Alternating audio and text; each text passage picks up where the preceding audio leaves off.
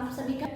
पिछली क्लास में अपन ने अध्ययन किया था कि उत्तरी अमेरिका महाद्वीप के सामान्य परिचय, और उसके नेक्स्ट क्लास में अपन ने अध्ययन किया था सामान्य परिचय के बाद उत्तरी अमेरिका महाद्वीप के भौतिक प्रदेशों के बारे में। भौतिक प्रदेशों का अध्ययन करने के बाद आज अपन अध्ययन करेंगे उत्तरी अमेरिका महाद्वीप के अपवाह तंत्र के बारे में। अपवाह तंत्र का मतलब क्या होता है कि एक जल का प्रवाह निश्चित क्रम में, इट मीन्स जल का प्रवाह पृथ्वी की गुरुत्वाकर्षण शक्ति के आधार पर ढाल के अनुसार एक निश्चित दिशा या एक निश्चित क्रम में होता है, उसे कहा जाता है अपवाह क्रम या अपवाह तंत्र। तंत्र वो होता है जो कि इस अपवाह का एक बहुत बड़ा जाल के रूप में हो, उसे कहा जाता है अपवाह तंत्र। अपवाह तंत्र के अंतर्गत बात करेंगे कि उत्तरी अमेरिका महाद्वीप में कौन कौन सी नदियां निकलती हैं, क्या उनके उद्गम स्रोत हैं, कहाँ से निकलती है। तो अब उत्तरी अमेरिका महाद्वीप की नदियों के बारे में अपन बात करें तो नंबर 1 नदी आती है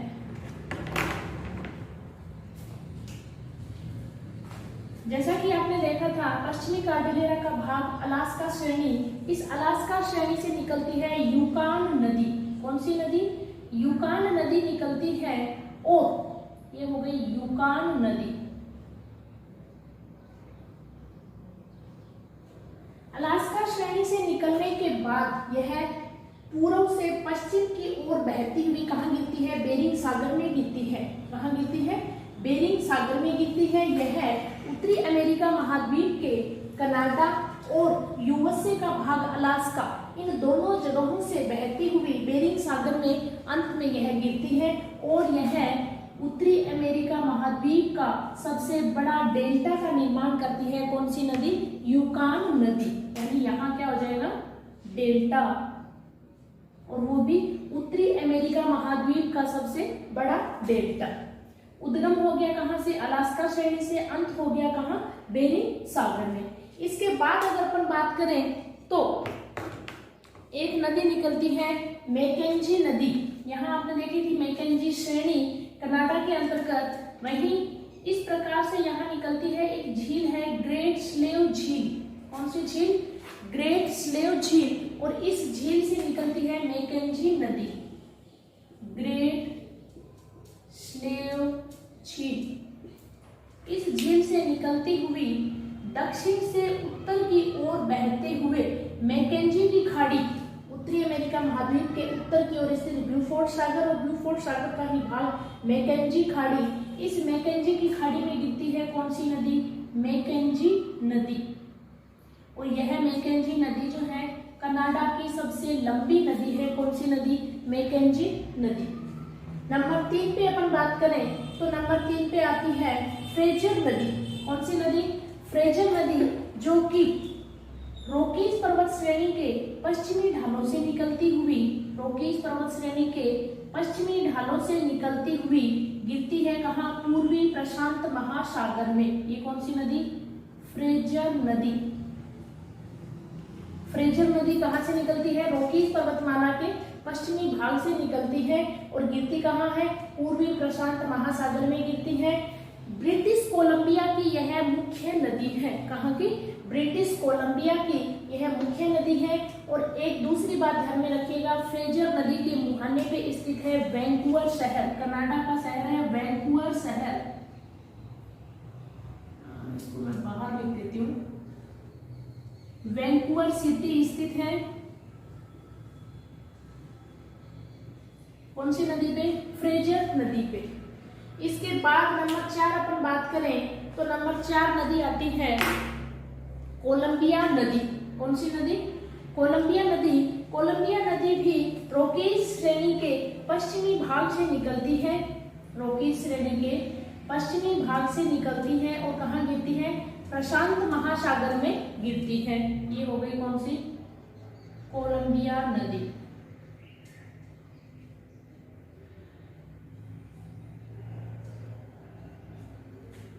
कोलंबिया नदी प्रशांत महासागर में गिरती है। मोंटाना राज्य की, जिस प्रकार से ब्रिटिश कोलंबिया की यह मुख्य नदी राज्य की कोलंबिया नदी क्या है, मुख्य नदी है।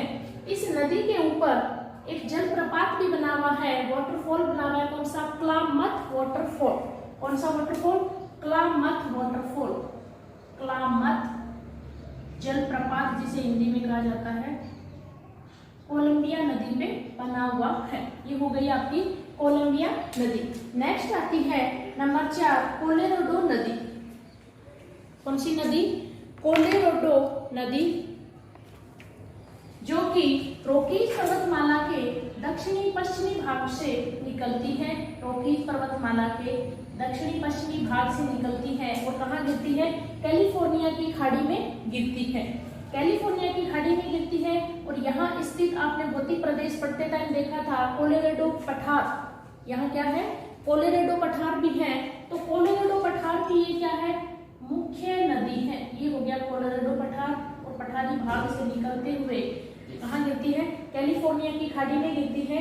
तो ये हो गई कौन सी नदी, कोलोराडो नदी। कोलोराडो नदी, कोलोराडो नदी जो है वो दक्षिणी पश्चिमी भाग से निकलते हुए कैलिफोर्निया की खाड़ी में गिरती है और एक विश्व प्रसिद्ध ग्रैंड कैनियन का निर्माण करती है यूएसए के यानी संयुक्त राज्य अमेरिका के एरिजोना प्रांत में। ग्रैंड कैनियन का निर्माण करती है कहाँ, एरिजोना प्रांत में। इसके अलावा कोलोराडो नदी के ऊपर ही स्थित है एक सिटी, कौन सी, Las Vegas city. For example मैं यहाँ बना देती हूँ, Las Vegas. Las Vegas city स्थित है कहाँ, कोलोराडो नदी के ऊपर। इसके बाद अगर अपन बात करें तो रॉकीज पर्वतमाला के, ये तो था दक्षिणी पश्चिमी भाग, रॉकीज पर्वतमाला के दक्षिणी पूर्वी भाग से निकलती है कौन सी नदी, दक्षिणी पूर्वी भाग पे स्थित माउंट एल्बर्ट। क्या है, माउंट एल्बर्ट। माउंट एल्बर्ट है यहाँ, ये हो गया माउंट एल्बर्ट। इस माउंट एल्बर्ट से निकलती है रियो ग्रांडे नदी। कौन सी नदी, रियो ग्रांडे नदी, और गिरती कहाँ है, मैक्सिको की खाड़ी में गिरती है रियो ग्रांडे नदी।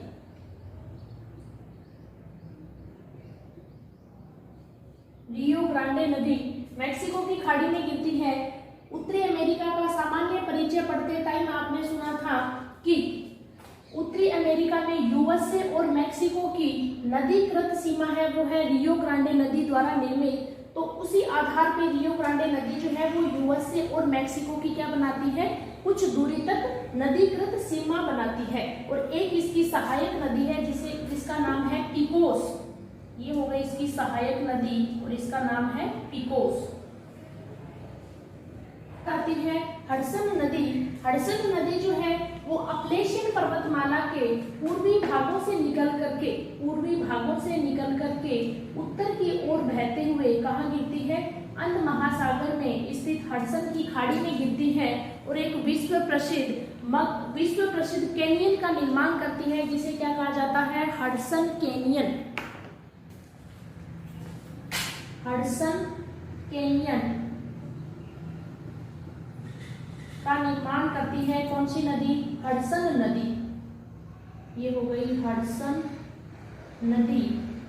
या मग्न ढालों के ऊपर एक बहुत बड़े कैनियन का निर्माण करती है जिसका नाम है हडसन कैनियन। हडसन नदी को, ये आपको दिखाई दे रही है, ये उत्तरी अमेरिका महाद्वीप में अंगुलियों के समान झीलें स्थित है जिन्हें कहा जाता है महान झीलें या बृहद झीलें। तो इन बृहद झीलों के साथ हडसन नदी को जोड़ा गया है किसके द्वारा, एक नहर के द्वारा, और उस नहर का नाम है ईरी नहर। क्या नाम है, ईरी नहर के द्वारा इन महान झीलों के साथ हडसन नदी को जोड़ा गया है। इसके बाद नेक्स्ट जो नदी आती है वो आती है इन महान झीलों से निकल करके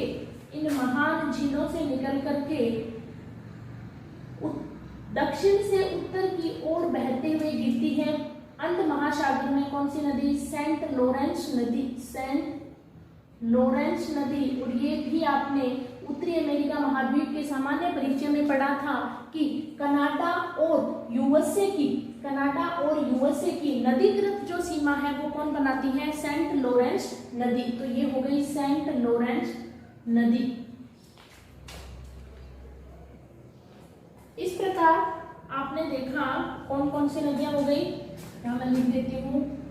नंबर 1 हो गई सबसे पहले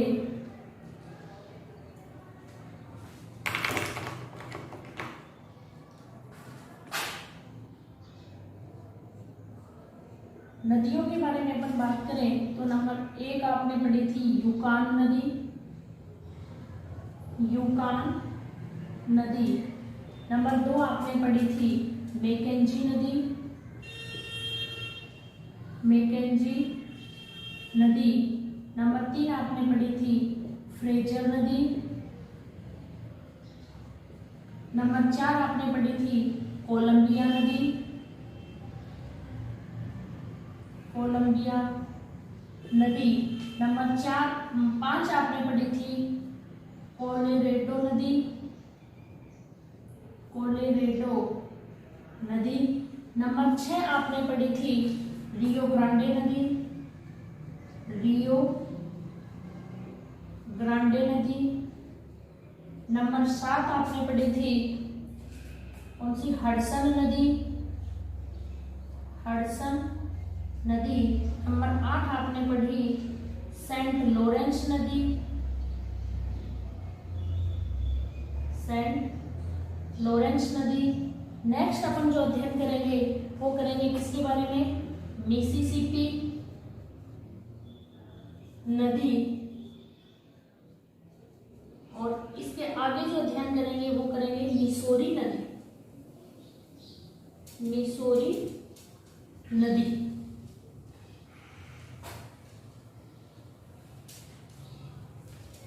मिसिसिपी नदी, सेंट लॉरेंस के बाद है मिसिसिपी नदी। मिसिसिपी नदी जो है वो निकलती है महान झीलों के, ये 5 अंगुलियों के समान जो आपको दिखाई दे रही है, महान झीलें जिन्हें कहा जाता है या बृहत झीलें जिन्हें कहा जाता है। तो बृहत झीलों के पश्चिमी भाग से निकलती हुई कौन सी नदी? पश्चिमी भाग से निकलती हुई कौन सी नदी? मिसिसिपी नदी। और कहाँ गिरती है? मैक्सिको की खाड़ी में गिरती है। इसके अलावा आपने नाम सुना होगा डेल्टा के बारे में कि नदी जब सागर में गिरती है, सागर या महासागर में गिरती है तो उसके द्वारा निर्मित एक आकृति क्या कहते हैं? डेल्टा जिसे कहा जाता है। डेल्टा बनाती है, पंजाकार डेल्टा बनाती है, पक्षी के पंजे के समान डेल्टा बनाती है। तो इसे क्या कहा जाता है? पंजाकार डेल्टा। तो पंजाकार डेल्टा का भी उदाहरण है कौन सी नदी? मिसिसिपी नदी, पंजाकार डेल्टा। ये हो गई मिसिसिपी नदी। मिसिसिपी में आकर के मिलती है, मुख्य नदी भी है, मिसिसिपी की सहायक नदी भी है, जो कि रॉकीज श्रेणी की पूर्वी ढाल से निकलती हुई किसमें आकर के मिल जाती है? मिसिसिपी नदी में मिल जाती है। ये है मिसौरी नदी। कौन सी नदी? मिसौरी नदी। और ये हो गई आपकी मिसिसिपी नदी, मिसिसिपी नदी,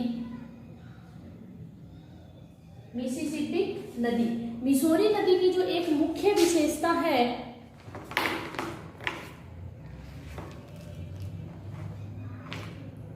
मिसौरी नदी की जो एक मुख्य विशेषता है कि मिसौरी नदी के उत्तर में जो पाया जाता है बसंतकालीन गेहूं क्षेत्र,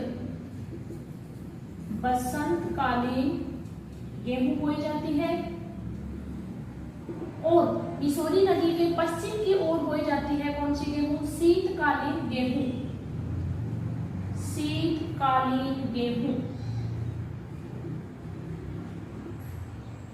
शीतकालीन गेहूं। इसके अलावा मिसिसिपी की अन्य सहायक नदियों में आ जाती है ओहियो नदी। ये हो गई कौन सी? ओहियो। ओहियो में आकर के मिलती है टेनेसी नदी। कौन सी नदी? टेनेसी नदी। इसके अलावा मिसिसिपी में रॉकीज की ओर से आकर के मिलती है, इसकी सहायक नदी है अरकनसास नदी, अरकनसास नदी।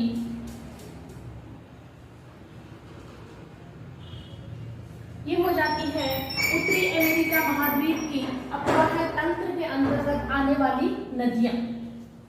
नदियों के अलावा उत्तरी अमेरिका महाद्वीप में अगर अपन अपवाह तंत्र में अध्ययन करें तो कुछ एक झीलें भी आ जाती हैं। झीलों के बारे में अपन कनाडा में स्थित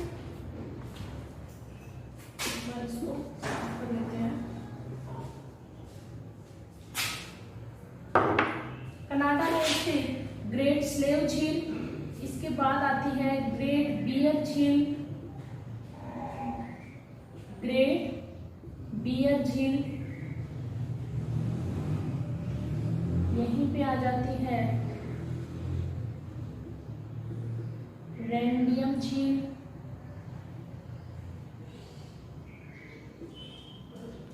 यही आ जाती है अथाबास्का झील, अथाबास्का झील, यहीं पे आ जाती है विनिपेग झील, विनिपेग झील, विनिपेग झील। और इस विनिपेग झील में आकर के एक नदी मिलती है सस्केचुआन नदी। कौन सी नदी? सस्केचुआन नदी, जो कि रॉकीज पर्वतमाला के पूर्वी भाग से निकलती है, जिसके दो भाग हैं, उत्तरी सस्केचुआन और दक्षिणी सस्केचुआन, और आगे आकर के ये दोनों एक हो जाती हैं और इसमें गिरती है विनिपेग झील में। तो ये हो गई कौन सी नदी? सस्केचुआन नदी। कहाँ बहती है? कनाडा में बहती है। कहाँ बहती है? कनाडा में बहती है। इसके अलावा जहां मैंने स्टार्टिंग में ही आपको बताया था कि 5 अंगुलियों के समान स्थित यूएसए और कनाडा की सीमा पे स्थित है 5 झीलें, जिन्हें कहा जाता है महान झीलें या बृहत झीलें। इन महान झीलों में नंबर 1 जो आ जाती है इस तरफ पश्चिम की ओर, ये आ जाती है सुपीरियर झील। कौन सी झील? सुपीरियर झील। नंबर 2 जो आ जाती है वो आ जाती है मिशिगन झील। नंबर 3 जो आ जाती है ये आ जाती है ह्यूरन झील। नंबर 4 जो आ जाती है वो आ जाती है ईरी झील। और नंबर 5 आ जाती है कौन सी? ओंटेरियो झील। आपसे क्वेश्चन का जो तरीका है वो एग्जाम में ये भी रह सकता है कि इन महान झीलों का पूर्व से पश्चिम की ओर क्रम बताइए। यानी पूर्व में सबसे पहले कौन सी? ओंटेरियो, उसके बाद ईरी, फिर ह्यूरन, फिर मिशिगन और फिर सुपीरियर। आपसे अगर पूछा जाए कि पश्चिम से पूर्व की ओर, इधर से चलते हुए पश्चिम से पूर्व की ओर, तो हो जाती है सुपीरियर, मिशिगन, ह्यूरन, ईरी और ओंटेरियो।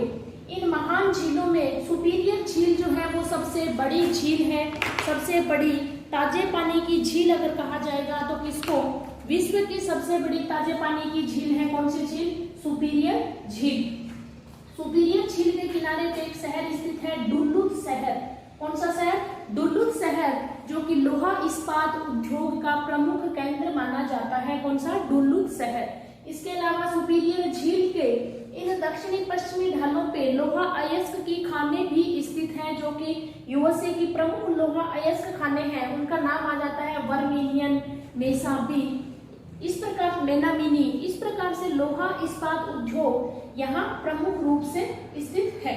मिशिगन झील पे अगर अपन बात करें तो मिशिगन झील एक ऐसी झील है इन 5 में से जो कनाडा और यूएसए की सीमा पर स्थित पूर्ण रूप से झील नहीं है।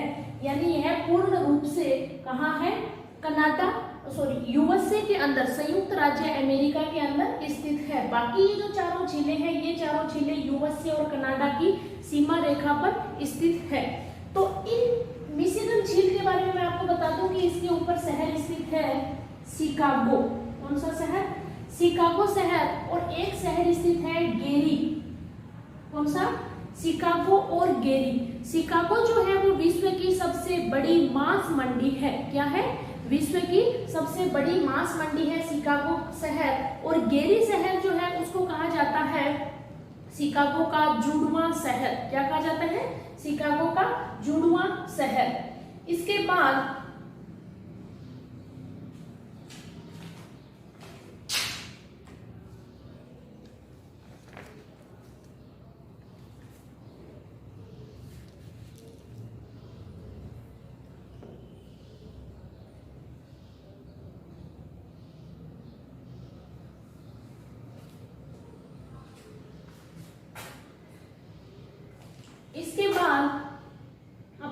करें ह्यूरन के बारे में, तो ह्यूरन और सुपीरियर जो सबसे पहले आपने देखी थी, ह्यूरन और सुपीरियर, इन दोनों को एक नहर के द्वारा जोड़ा गया है और इस नहर का नाम है शू नहर।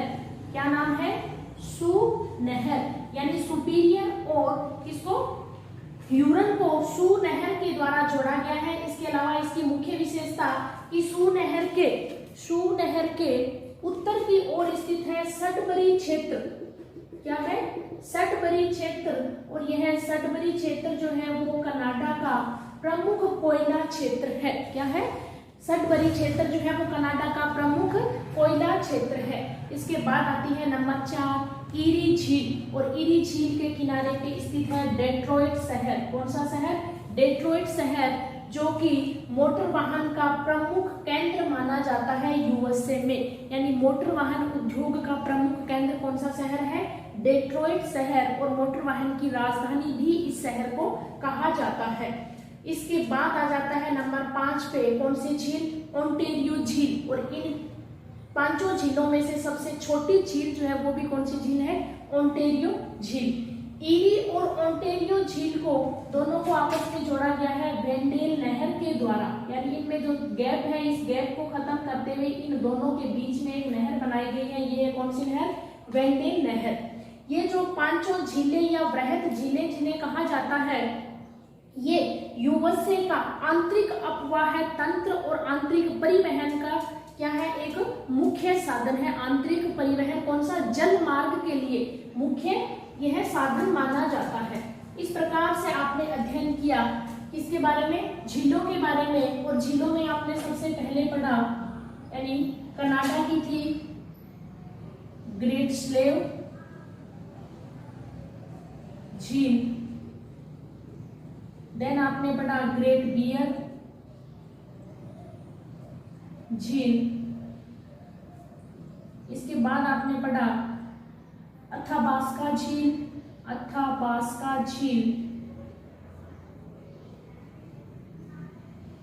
इसके बाद विनिपेग झील, और इसके बाद आपने पढ़ा महान झीलों के बारे में, महान झीलें,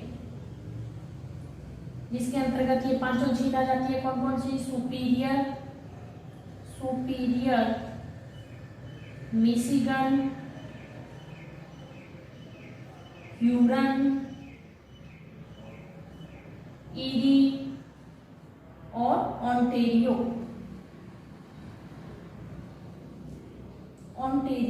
ये कौन सी हो गई? महान झीलें। इसके अलावा एक झील और मैं आपको बताऊं कौन सी, वो आ जाएगी ग्रेट लेक्स। कौन सी झील? ग्रेट लेक्स, जो कि रॉकीज के पश्चिमी भाग की ओर स्थित है। ग्रेट लेक्स और इसी झील के किनारे स्थित है एक सिटी, ग्रेट लेक सिटी। यह अत्यधिक खारी पानी की झील है। इसकी लवणता ज्यादा है। इसकी जो लवणता है वो है 220 प्रति 1000 ग्राम। इसके अलावा एक निकारागुआ झील भी है मध्य अमेरिका के निकारागुआ देश के अंदर। कौन सी झील? निकारागुआ झील।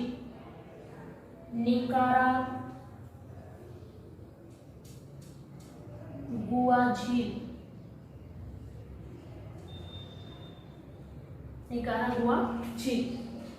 इस प्रकार स्टूडेंट्स आज की क्लास में अपन ने अध्ययन किया उत्तरी अमेरिका महाद्वीप के अपवाह तंत्र के बारे में। नेक्स्ट जो अपन अध्ययन करेंगे वो करेंगे उत्तरी अमेरिका महाद्वीप के जलवायु के बारे में। उम्मीद करती हूँ कि उत्तरी अमेरिका महाद्वीप का अपवाह तंत्र आपको अच्छे से समझ में आया होगा। आज की क्लास अपन यही खत्म करते हैं। नमस्कार।